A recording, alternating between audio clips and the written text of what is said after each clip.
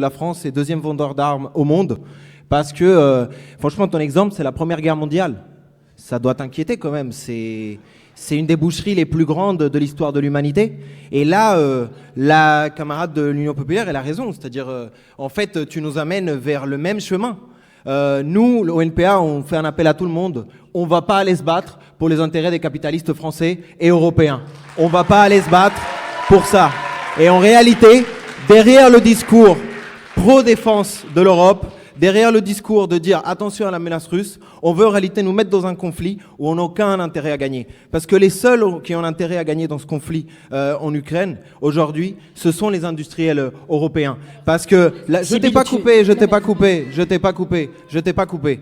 En réalité, et pourtant j'avais très envie, franchement, nous on condamne l'agression de la Russie, on soutient profondément les soldats russes qui s'y opposent et on reconnaît le droit de l'Ukraine de se défendre. Mais on ne va pas nous envoyer nos trous, on ne va pas nous envoyer des jeunes aller au charbon, mourir pour qu'au final, ceux qui se répartissent les territoires là-bas, ceux qui se répartissent les intérêts, ceux qui vont se répartir le marché de la reconstruction de l'Ukraine et de l'agriculture, etc., ça soit les Bollorès d'ici ou ceux de la Russie. C'est ça le conflit qui est en jeu, comme c'était le cas pendant la Première Guerre mondiale et la Seconde Guerre mondiale. Et la seule solution viendra des peuples travailleurs de la jeunesse d'Europe qui va se soulever contre les Poutine, contre les Zelensky, contre les Macron, contre les régimes autoritaires qui nous mènent vers la guerre. Ça sera ça la solution et c'est ça que nous on va porter pour ça et pour renverser cette société qui nous amène vers la guerre.